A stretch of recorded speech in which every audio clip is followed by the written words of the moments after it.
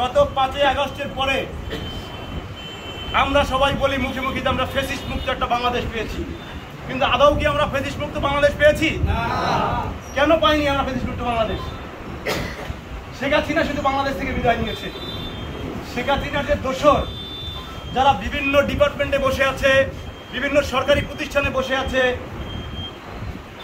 না, তাদের দোসররা বিভিন্ন যে গুপ্ত সংগঠন, এই গুপ্ত সংগঠনের সাথে দিন দিন আমরা দেখতে পেয়েছি তারা এই গুপ্ত সংগঠনের সাথে আস্তে আস্তে মিশে যাচ্ছে এবং তারা বিভিন্ন সংগঠনের সাথে মিশে সুশীল ছাড়তেছে।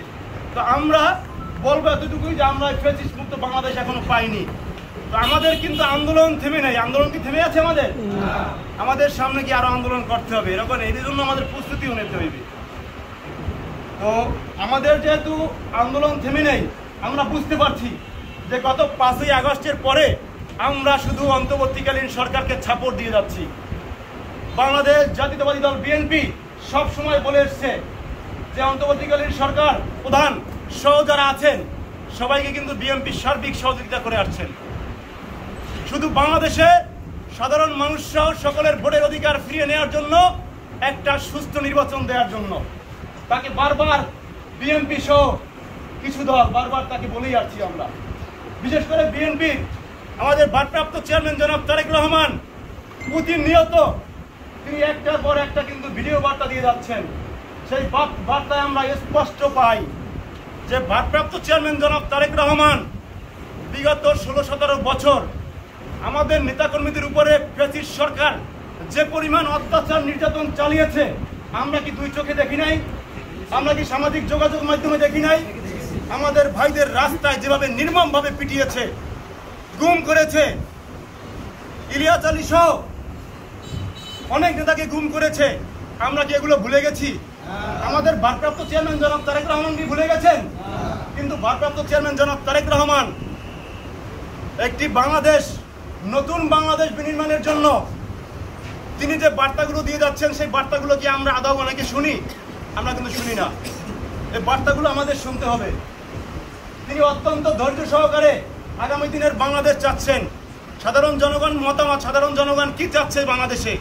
ফ্যাসিস্ট বিদায় হয়ে যাওয়ার পরে এই বাংলাদেশে যে সকল ফ্যাসিস্টরা মাথা উঁচু করে দাঁড়িয়েছে আমরা কি দেখতে পাই না? তাদের কি আমাদের প্রতিহত করতে হবে না? তারা কি ফ্যাসিস্ট না? তাদেরকে আমাদের প্রতিহত করতে হবে। আমরা বুক চিতিয়ে বন্দুকের সামনে সবসময় স্লোগান দিয়েছি, আমরা পরিচয় দিয়ে সংগঠন করেছি বাংলাদেশ জাতীয়তাবাদী ছাত্র দল। যেই সকল সংগঠন বাংলাদেশে পরিচয় দিতে ভয় পেয়েছে, বিভিন্ন ক্যাম্পাসে পরিচয় দিতে ভয় পেয়েছে, বিভিন্ন ডিস্ট্রিক্টে পরিচয় দিতে ভয় পেয়েছে, নাম প্রকাশ করতে ভয় পেয়েছে, তারা এখন মাথা চারা দিয়ে উঠছে, তাদের সংগঠনের পরিচয় দিচ্ছে। আমরা কি এগুলো ভুলে যাব? না, আমরা এগুলো ভুলে যাব না। আমাদেরকে ঐক্যবদ্ধ থাকতে হবে, আমাদেরকে ঐক্যবদ্ধভাবে সামনে এগিয়ে যেতে হবে। ভারপ্রাপ্ত চেয়ারম্যান জনাব তারেক রহমান সহ আমাদের যে ছাত্রদলের যারা কেন্দ্রীয় নেতৃবৃন্দ, ছাত্রদলের সভাপতি রাকিবুল ইসলাম রাকিব এবং সাধারণ সম্পাদক নাসির উদ্দিন নাসির, এদের নেতৃত্বে আমাদের আগামী দিনে আন্দোলন সংগ্রাম করতে হবে। আমাদের বরিশাল এবং খুলনা যে বিভাগীয় সমন্বয় যে সমাবেশ, তারুণ্যের রাজনৈতিক অধিকার প্রতিষ্ঠার সমাবেশ, এই সমাবেশের একজন সমন্বয়ক নির্ধারণ করেছেন ছাত্রদলের কেন্দ্রীয় সংসদের সাংগঠনিক সম্পাদক আমানুল্লাহ আমান।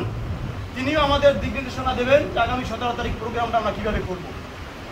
ইতিমধ্যে আমি শুরুতেই কিন্তু আপনাদের বলেছি আগামী 17 তারিখের প্রোগ্রামটা আমাদের কোন ধরনের প্রোগ্রাম। রিয়াজ কুয়াকাটার আহ্বায়ক রিয়াজ বলেছেন যে 16-17 তারিখ দুইটা প্রোগ্রাম আমাদের কোনটায় আসলে গুরুত্ব, আমরা কোনটায় অংশগ্রহণ করব। আমরা শুধু 17 তারিখের প্রোগ্রামে অংশগ্রহণ করব। 16 তারিখের প্রোগ্রাম একটা সেমিনার প্রোগ্রাম, ওইটা ওখানে নেতৃবৃন্দ আছে, তারাই ওটা দেখবেন। 17 তারিখের প্রোগ্রামটা আমাদের অত্যন্ত গুরুত্বপূর্ণ প্রোগ্রাম, আগেও বলেছি এখনো বলি। 17 তারিখের প্রোগ্রামে আমরা খুলনায় কীভাবে যাব, এইটা আমরা কলাপাড়া উপজেলা, কলাপাড়া পৌর, কলেজ, ময়পুর থানা এবং কুয়াকাটা পৌর আপনারা একটা গ্রুপ করবেন। এই যে আমাদের যে প্রোগ্রাম 17 তারিখ, এই প্রোগ্রামগুলোকে একটা গ্রুপ করবেন আপনারা ভিন্ন ভিন্ন। আমরা জেলা একটা গ্রুপ করবো আজকে, সেই জেলা গ্রুপে সকল ইউনিটের নেতৃবৃন্দ বলতে সুপার 2 থাকবে। আমরা আপনাদের মেসেজ দিব, আমাদের যে কেন্দ্রীয় নির্দেশনা আসবে সেই মেসেজটা আমরা আপনাদেরকে দিব। আপনারা আপনাদের স্ব ইউনিটে মেসেজটা পৌঁছাই দিবেন। বিশেষ করে সদ্য ঘোষিত যে আমাদের কমিটিগুলো হয়েছে, নতুন কমিটি আংশিক হয়তো বা কমিটি হয়েছে, ত্রুটি বিচ্যুতি থাকতে পারে, সেই কমিটির নেতৃবৃন্দ যারা এখানে উপস্থিত হয়েছেন আপনারা একটা গ্রুপ করবেন। আমরা আশা করব আগামী 17 তারিখ যে প্রোগ্রামটা আমাদের, এই প্রোগ্রাম পটুয়াখালী জেলা ছাত্রদল সর্বোচ্চ নেতৃবৃন্দ নিয়ে ওখানে খুলনা মাঠে ইনশাআল্লাহ আমরা উপস্থিত থাকবো। আমরা বিগত দিনের ন্যায় বাংলাদেশ জাতীয়তাবাদী ছাত্রদল পটুয়াখালী জেলা শাখা বিগত দিনের ন্যায় আমরা কেন্দ্রীয় নেতৃবৃন্দ দেখিয়ে দেবো যে পটুয়াখালী জেলা ছাত্রদল